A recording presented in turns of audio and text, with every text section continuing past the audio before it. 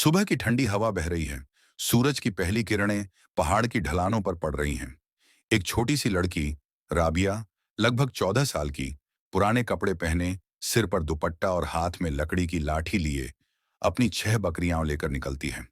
उसके पैरों में टूटी चप्पलें हैं, पर चेहरे पर मेहनत की चमक है। वह पहाड़ी रास्तों से गुजरती है। रास्ते में पत्थर, झाड़ियां और मिट्टी भरे रास्ते हैं। राबिया धीरे बोलती है, चलो मेरी प्यारी बकरियों, आज दूर वाले जंगल तक जाना है। वहां घास ज्यादा उगी है। गांव का दृश्य दिखता है। मिट्टी के घर, औरतें कुएं से पानी भर रही हैं, बच्चे नंगे पांव दौड़ रहे हैं।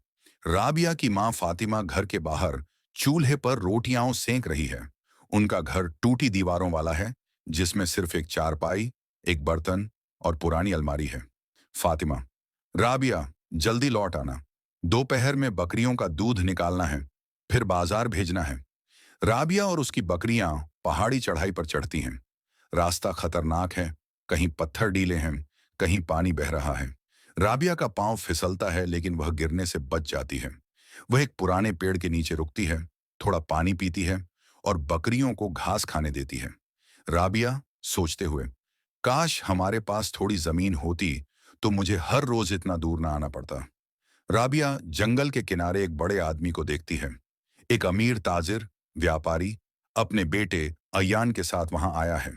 अयान की उम्र राबिया के बराबर है, लेकिन उसके कपड़े साफ सुथरे हैं और उसके हाथ में एक नया मोबाइल है। वो बकरियों को देखकर मुस्कुराता है। अयान, तुम रोज इन्हें यहां चराने लाती हो? राबिया, हाँ, यही हमारी रोजी है। दोनों में धीरे धीरे दोस्ती हो जाती है। अयान उसे पानी और रोटी देता है। अगले दिन अचानक तेज बारिश शुरू होती है। राबिया पहाड़ पर फंस जाती है। बकरियां डरकर इधर उधर भागने लगती हैं। वह अपनी लाठी से उन्हें इकट्ठा करती है, भीगी हुई, कांपती हुई। एक बकरी फिसलकर नीचे चली जाती है। राबिया उसे बचाने के लिए दौड़ती है और खुद भी गिर पड़ती है। बारिश में उसका चेहरा कीचड़ से भर जाता है, लेकिन वह बकरी को बचा लेती है। राबिया थकी हुई आसमान की ओर देखकर, या अल्लाह, बस इतना कर दे कि मेरा घर भी एक दिन सुखी हो जाए। राबिया घर लौटती है। माँ बीमार है, दवा के पैसे नहीं हैं। राबिया फैसला करती है कि वह बकरियों का दूध और ऊन बेचने के लिए शहर जाएगी। वह गांव के पुराने बाजार में पहुंचती है, लेकिन वहां कोई खरीदार नहीं। थकी हुई, भूखी, वह सड़क के किनारे बैठ जाती है। एक बूढ़ा दुकानदार उसकी हालत देखता है और कहता है, बेटी, हिम्मत रख, अल्लाह मेहनत का फल जरूर देता है।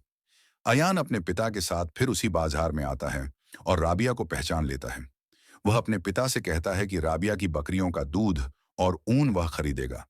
ताजिर मान जाता है और राबिया को पहली बार सही दाम मिलते हैं। राबिया के चेहरे पर खुशी झलकती है। राबिया घर लौटती है, माँ के लिए दवा लाती है। फातिमा की आंखों में आंसू हैं। वो राबिया को गले लगाती है। फातिमा, मेरी बेटी, तू ही मेरी सबसे बड़ी दौलत है।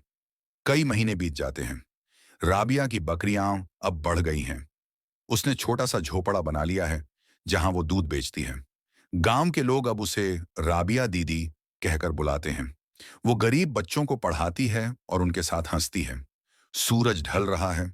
पहाड़ों के पीछे सुनहरी रोशनी है। राबिया अपनी बकरियों के बीच बैठी है। उसके चेहरे पर सुकून है। वह आसमान की ओर देखती है। शुक्र है उस खुदा का, जिसने मेरी मेहनत की कीमत दी।